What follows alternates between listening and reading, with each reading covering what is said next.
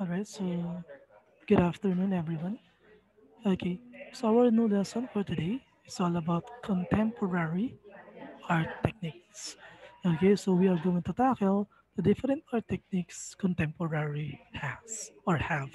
Okay, but before that, syempre, let's have that we will tackle first the traditional techniques of art before we go to the contemporary art techniques. Okay, so without further ado, let us start. Okay, first is the word technique. Okay, so let us first define what technique is. So pag sinabi natin technique, when we say technique, technique is the manner in which artists used and manipulate materials to achieve the desired form, effect, and communicate the desired concept or meaning according to his or her personal style. Mapa modern man yan, mapa neoclassic man yan, etc. Okay, so the distinctive character or nature of the medium determines the technique. Okay, so look at this picture on this screen of mine. So allow me to annotate first.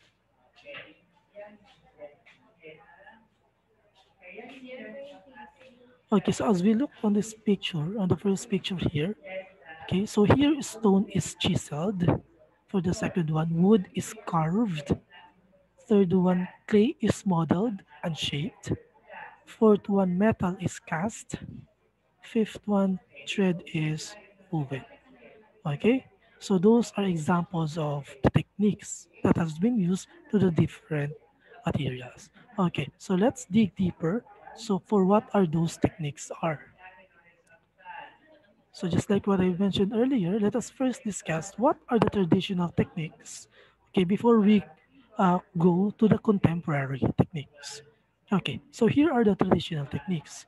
First, we have wood carving, silk screen printing, analog photography, and lastly, the film making.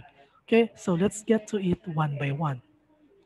First is what we call wood carving from the word itself, di ba? Wood carving. Of course, this is carving of a wood. So when we say wood carving, this is an art that has been practiced all over the world, but very avidly in Southeast Asia. Okay, wherein the greatest pieces of woodwork have been crafted throughout the ages. Okay, so yung wood carving natin, okay, so it has been practiced na all over the world, pero very avidly siya in Southeast Asia. Okay, so that is wood carving. Next is the silk screen painting. Okay, so silk screen painting, I know that you are very much familiar with this. Di ba, when say silk screen painting, parang lalo na sa mga nagba-basketball, sa nagliliga. Okay, so parang silk screen din yung ginagamit. Okay, pagdating din sa mga jersey. Okay, so silk screen painting is one of the most popular printing techniques and is most used by companies when printing design onto products of different sizes and materials. It also has been used for more than 100 years, okay, in the commercial and artistic sector and is mainly used for printing images and designs on t-shirts, on a tote bags, paper, even wood, as well as ceramics and the other materials pa. Okay? So, paano naman nag-work yung silk screen? Okay, so how does silk screen printing works? Okay? So, para mag-work yung isang silk screen painting, in order to print, no, using the silk screen printing technique, different materials are used. So, to start with, the printing frame is created. Okay, yung pa-box na nakikita nyo. So, that is the printing frame. Or rather, the design is to start with, the printing frame is created. Okay, or rather, the design is printed onto a sheet so that the ink can be transferred. Okay, that's why kailangan natin ng printing frame. So the printing frame or the frame itself is placed on the t-shirt. Okay, and with the help of a scraper, in a gift scrape, the colors are screened. Okay, so one layer for each color up to a maximum of 4 colors. Okay, so again, meron tayong scraper. Okay, so whenever applying a layer with the frame ink, it is left to dry and then can be used for another application. So in spite of its craftsmanship, in recent years, silk screen printing has become more modern. Okay, and there is now ink and machinery available that enables us to obtain results of superfine quality. So for this reason, nowadays there are more and more companies that decide to opt for silkscreen printing when creating t-shirts and other items with their logo. Okay? So syempre ang counterpart naman niya in the contemporary world is the digital printing.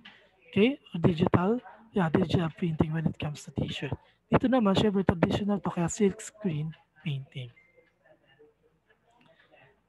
Next is the analog photography. So analog photography is also one traditional technique. Okay, so analog photography naman refers to photography using an analog camera as well as film. So here, a roll of film loaded into the camera and the magic begins once you start clicking. Okay, paano? Light interacts with the chemicals in the film and an image is recorded. Okay, the pictures is collected in your film roll come to life when the film is processed into a photo lab. Okay, so ganun yung tinatawag nating analog photography. Next is film making. So in a filmmaking, so film production is the process of making a film. Okay, again, film production is a process of making a film.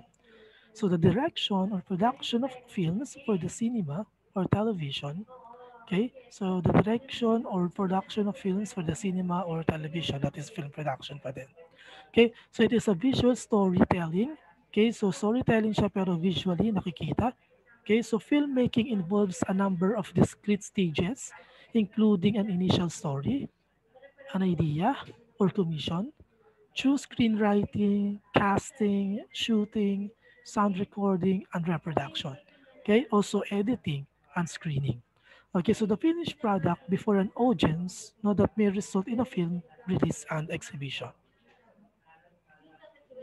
So filmmaking takes place, okay, in many places around the world in a range of economic, social, and political contexts and using a variety of technologies and cinematic techniques. So typically, it involves a large number of people and can take from a few months to several years to complete. Okay? So kaya nga pag yung mga magagandang movies, especially for those movies na talaga pinaggastosan just like the Avatar, okay, matagal siyang ginagawa. Okay, pero sulit naman. Look at the cost or the, what they call this one, the income they get. Di ba? Natalo nila yung Titanic. Okay, number one sila, yung Avatar noon. Okay, so medyo matagal ginagawa yung filmmaking. Depende. Okay, doon sa ginagawang film. Okay, so it also involves numerous people, of course. Kasi kailangan ng mga tauhan when it comes to filming. Okay, so that is film making.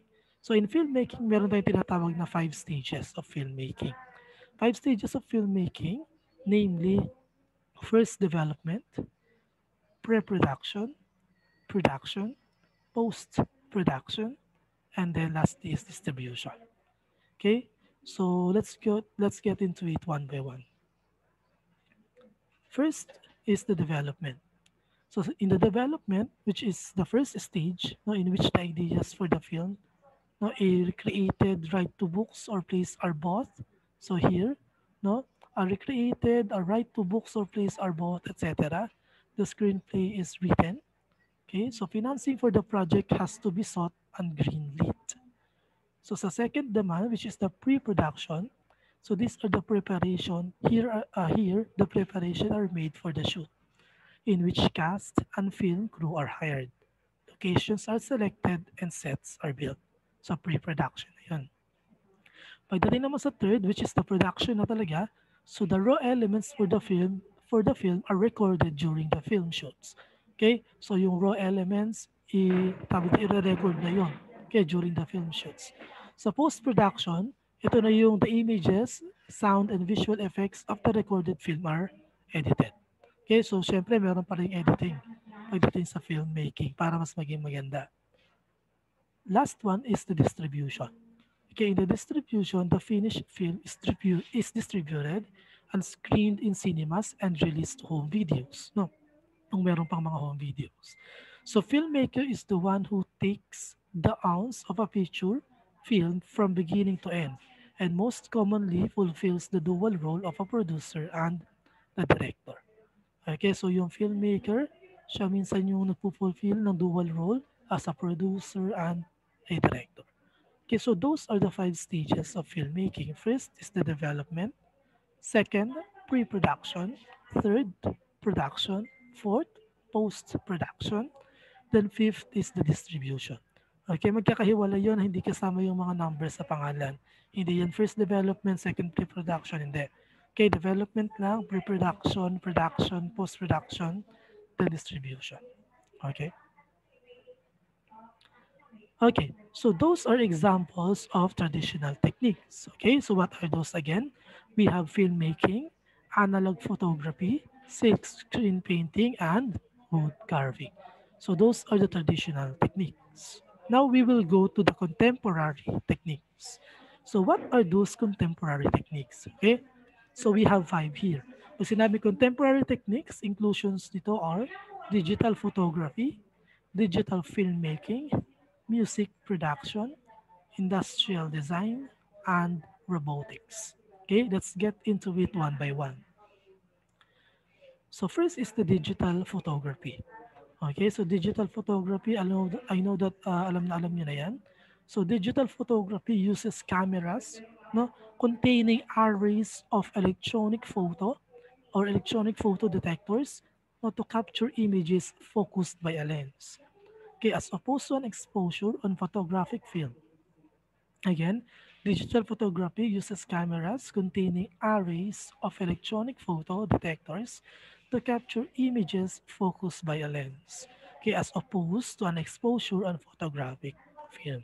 So the captured images are digitized, okay, or digitalized and stored as a computer file ready for further digital processing, viewing, electronic publishing, or digital printing.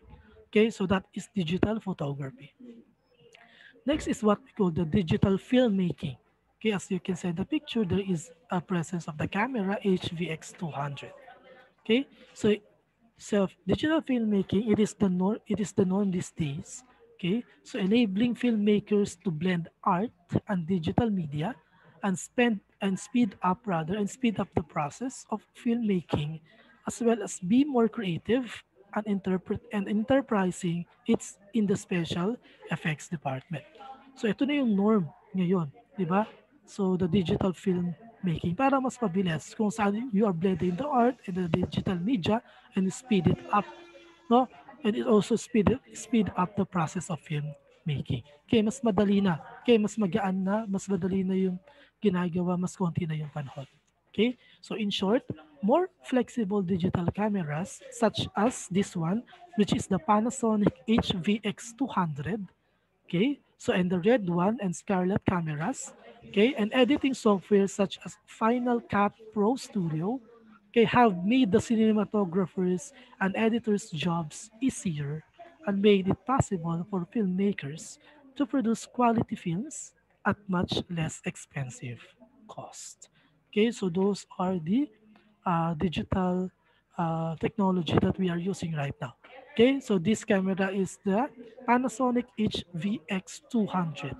Okay, so it makes life easier for those filmmakers. Next is the music production. So music production is also one of the contemporary art techniques. Okay, so music production, it is the process of creating a record music project. Okay, that is music production, a process of creating a recorded music project. So a record producer usually handles music production, managing every aspect. So that can include being a critical part of the creative process, such as deciding what instruments are used and contributing to song arrangements. So since music production plays a vital role in the quality of the final product, it can make or break the success of an album. So record producers give recommendations on which songs are best to record, manage financial aspects of recording, hire outside performers if needed, and work with sound engineers in the recording process. So that's how music production works, not as contemporary technique. Next is the industrial design. So next, industrial design, it is a combination of art and engineering. Okay, industrial design is a combination of art and engineering. Okay, so wherein you are going to draw, you're going to have drawing skills, creativity, and technical knowledge as well are critical. Okay, so industrial designers usually choose to work on products in a specific industry, such as the medical, automobile, or even technology industry, okay, or housing industry. Okay, again, it is a combination of art and engineering. That is industrial design. Okay, that is one of the contemporary technique. Lastly is the robotics. Okay, so last technique or last contemporary technique is robotics. So here in robotics, it is an interdisciplinary research area at the interface of computer science and engineering. So robotics involves design, construction, operation, and use of robots. Of course, syempre robotics, it must use robots. Okay, involved niya ang design, construction, operation, and the use of robots. Of course, with the help of computer. Okay, so you cannot you cannot make no robots without the computer, without the help of the modern technology that we have right now. Okay, so before we go to your activity, so again, let's have a short recap of what we have tackled.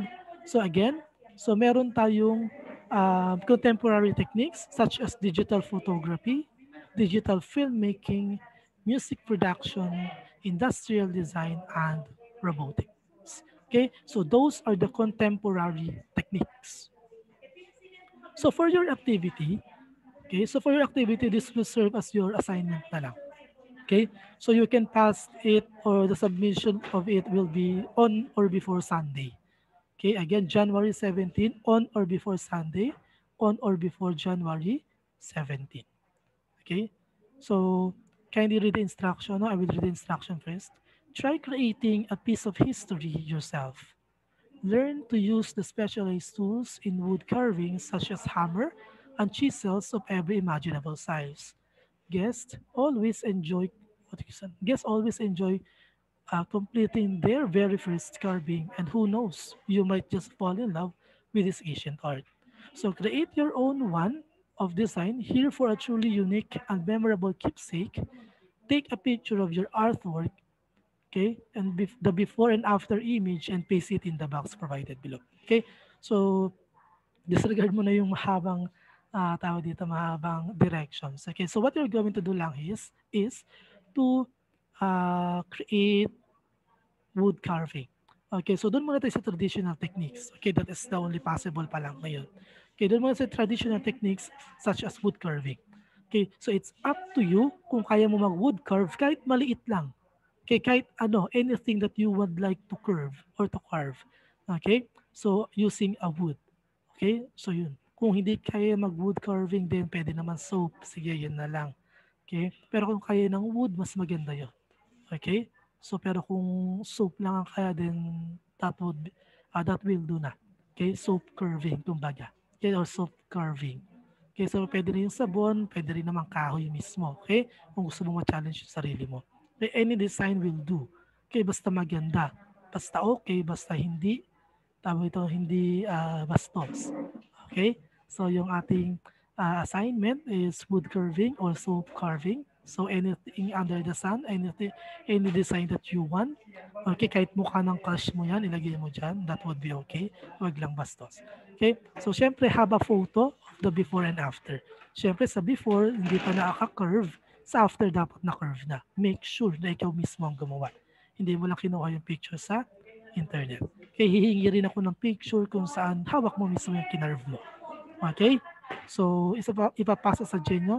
Gagawa na lang ako doon ng assignment at activity. Okay, para doon nyo ilalagay or i-attach yung file na ipapasa ninyo. Okay, I hope I made myself clear for your activity. Okay, the before and after of your wood carving, okay, or your soap carving. Okay, any soap, any wood will do. It's up to you. Okay? So I think that would be clear. So that would be all for today na lang. So those are the traditional art techniques and the contemporary art techniques. Okay? So this will be the tawag dito, this will be the pointers to review for your quiz tomorrow. Okay? So I think that would be all for today. God bless and keep safe everyone. So pakigawa yung inyong activity, that would be your assignment to be submitted on or before Sunday, January 17th.